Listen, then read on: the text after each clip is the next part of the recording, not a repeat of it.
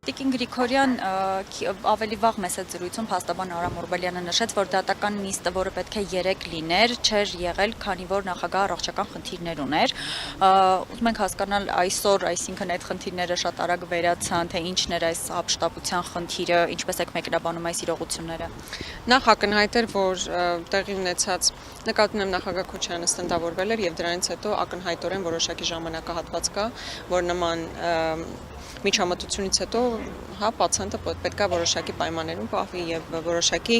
առօրյա ունենա, բայց հիմա հասկանալի է, որ քանի որ հրամանը իջեցված է, հնարավորինս արագ փորձելու են ժամկետների մեջ տեղավորվել, որպեսզի բավարարեն Նիկոլ Փաշինյանի այս բոլոր կրքերը, այտենց բոլորին նստացնելու, այս պատվերները պետք է իրականացնեն, դա ակնհայտ է այսօր քաղաքական մեծամասնության տարբեր ներկայացուցիչներ են, ոգեշնչված լինելով Նիկոլ Փաշինյանի այդ ելույթներից, իրենք նույն բանն էին ասում։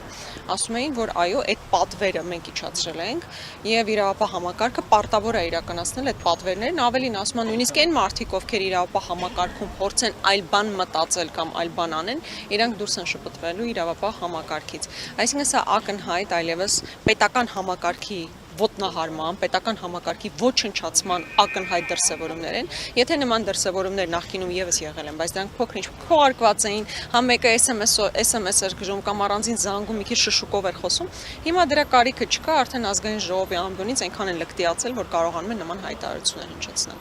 Տիկին Գրիգորյան, վստահաբար այդ հայտարարությունները լսում են նաև դատավորները, օրինակ այդ հայտարարությունից հետո ինչ սպասել այսօրվա դատավորի որոշումից։ Դուք շատ կարևոր կարծում եմ շեշտադրում արեցիք, որովհետև շատ հաճախ ասում են, թող արդար դատարանը արդար որոշում կայացնի։ Հիմա այդ դատավորը, ինչպես Հայաստանի Հանրապետության յուրաքանչյուր քաղաքացի, լսում է Նիկոլ Փաշինյանի ագրեսիվ հռետորաբանությամբ իր այդ շեշտադրումները, որ պետք է նստի եւ վերջ։ Հիմա դատավորը, եթե նույնիսկ պարկեշտ մարդ լինի, եթե նույնիսկ ուզենա արդար վճիռ կայացնի, նման ճնշմանը իսկապես չի կիմանա։ Ես դժվար եմ պատկերացնում, որ հիմա դատական համակարգում, եթե նույնիսկ կան եզակի մարդիկ են։ Ընդ որում հիմա պատկերացրեք, որ այս ամբողջ ժամանակահատվածում Նիկոլ Փաշինյանն բողոքում է, չէ՞, իբր դատավորներից բողոքում է։ Այն պայմաններում, երբ որ դատավորների մեծ մասը իր կողմից են նշանակված։ Նույն Ծառուկյանի դեպքով, երբ որ ասում եք, ոնց է ստացվել, որ դատավորը ազատ է արձակել Գագիկ Ծառուկյանին, եք քո կողմից նշանակված դատավորն է, ումից ես ինչ պահանջում։ Բայց կրկնում եմ, սա աննախադեպ ճնշում է նաև դա ամբողջ դատական համակարգի վրա, եւ ես շատ ցավում եմ, որ միջազգային մեր գործընկերները, տարբեր դեսպանատներ, քար լռությամբ առանց որևէ ծպտուն հանելու հետևում են այս ամբողջ գործընթացներին եւ ավելին կարծես թե ողջունում են դեպի Եվրոպական միության Հայաստանի Հանրապետության շարժվելը, որ իհարկե հիմնական դեկլարատիվ բնույթ է կրում, բայց ակնհայտ է, որ սրանք ուղիղ ռեպրեսիաներ են քաղաքական դաշտի նկատմամբ եւ եթե հիմա տեսնեք հիմնական ընդդիմադիր ուժերի առաջնորդների նկատմամբ ընդգծված քաղաքական ռեպրեսիա է, Սամվել Կարապետյանը տնային կալանքի տակ է, Գագիկ Ծառուկյանը գտնվում է ԱԱԾ մեկուսարանում եւ հիմա նախագահ Քոչարյանի եւ իր ամբողջ ընտանիքի նկատմամբ իրականացվող ռեպրեսիաներ են։ Եվ շատ հաճախ մեզ հարցնում են, չէ՞, բա այս իրավական գործը ոնց կմեկնաբանեք, քննչականի այս հայտարարությունը ոնց կմեկնաբանեք։ Ես ուզում եմ իսկապես ասել, որ էական չեն, թե ինչ է գրված քննչականի հայտարարության մեջ կամ ԿՊԱ-ականների այդ հայտարարություններին, որովհետեւ դա չլներ մեկ ուրիշը կլներ, այդ մեկը չլներ ուրիշ բան կլիներ։ Կարևորը հասկանալ քաղաքական ամբողջ կոնտեքստը, թե ինչու են իրականացվում հետ ընտրական փուլում նման ռեպրեսիաները, որովհետև սովորաբար եթե մի փոքր ռեպրեսիաներ միջև ընտրություններն են իրականացվում, դա մի տրամաբանություն կա, որ պետքա վերարտադրվի իշխանությունը, բայց իշխանության վերարտադրումից հետո աննախադեպ նման ռեպրեսիաները մի նպատակ կարող են հետապնդել, այն է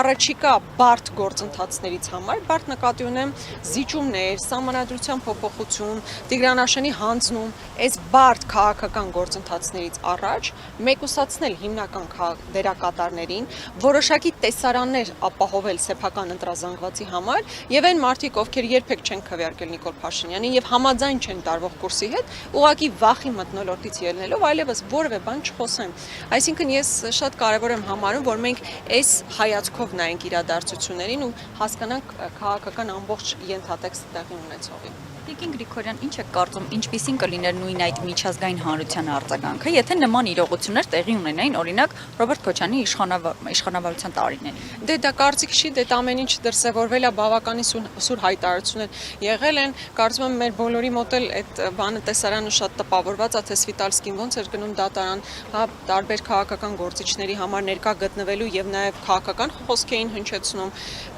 Նկատի ունեմ այդ ամեն ինչ եղել տեսել ենք եւ հիմա շատ տարակուսելի չասեմ, շատ հիասթափեցնող է մեղմ ասած, այն դիրքորոշումները, որ չեն հնչեցվում Եվրոպական միության հատկապես անդամ երկրների ներկայացուցիչների կողմից, ինչու ենք իրենց նշում, որովհետև ներողություն եմ խնդրում, իրենք են հատկապես խոսում մարդու իրավունքների պաշտպանությունից, իրենք են խոսում ժողովրդավարությունից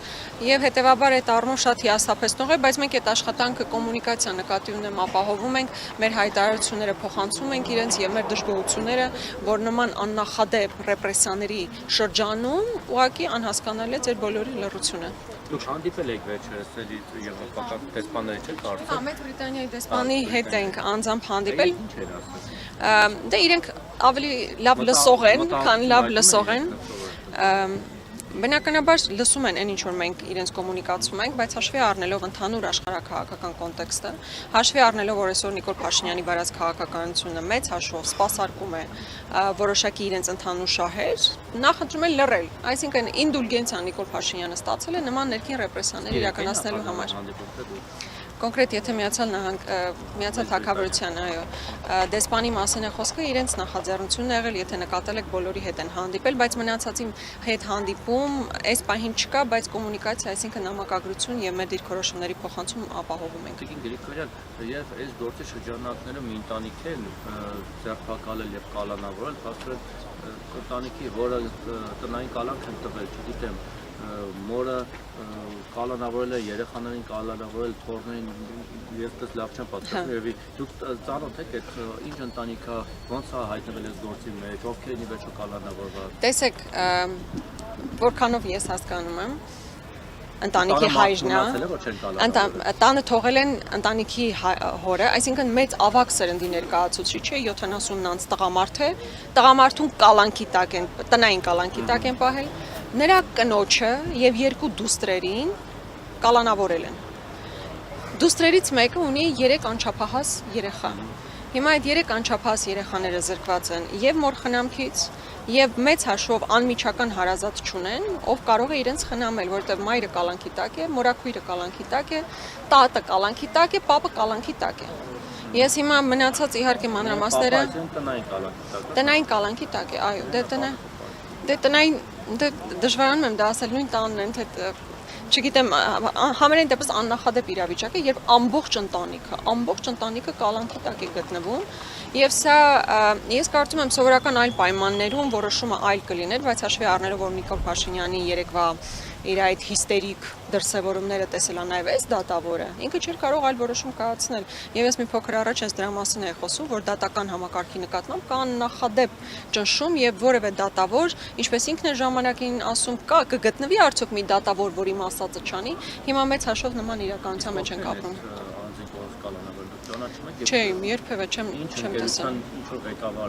Անկեղծ ասած մանրամասներին չեմ տիրապետում, բայց մենք հատկապես այդ դեպքի վրա շեշտադրում կատարեցինք, որովհետև աննախադեպ իրավիճակ է, երբ ընտանիքի բոլոր անդամներին են կալանավորում, եւ հատկապես երբ որ տղամարդուն կալանքի, այստեղ սեռային տարբերակում չեմ դնում, ամեն դեպքում 3 անչափահաս երեխաների մորը, նրա մորաքրոջը, տատին եւ պապին կալանքի տակ են պահում։ Սա պետք է ուղղակի հասկանալ, թե ինչպիսի աննախադեպ իրավիճակ է։ Եվ երեխաների հանդեպ կարող է երեխաների ինչ-որ բաներ ասել Փաշինյանին։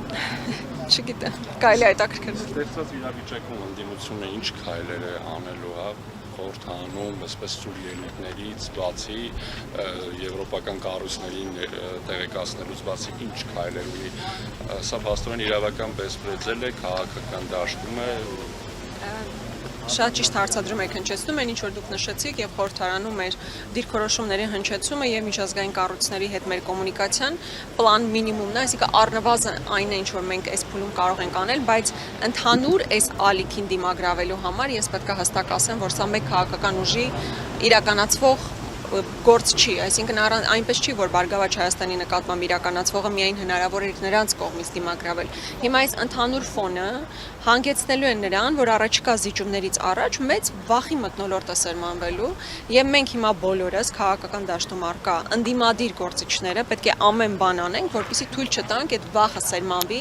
եւ մարդիկ չկարողանան տեսնել, թե իրականում ինչա տեղի ունենում։ Այսինքն շատ ավելի գործողությունների լայն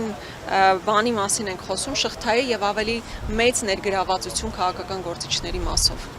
Փողոցային պայքարը հնարավոր է Տիկին Գրիգորյան։ Ես որևէ բան երբեք չեմ էլ բացառել, այդ ակնհայտ է, որ չես կարող բացառել, բայց հենց այս փուլում կոնկրետ առաջին քայլ, երկրորդ քայլ, երրորդ քայլ փողոցային պայքարի մասով թույլ տվեք չբարձրաձայնեմ, առաջիկայում էլ կխոսենք մեր գործողությունների մասով։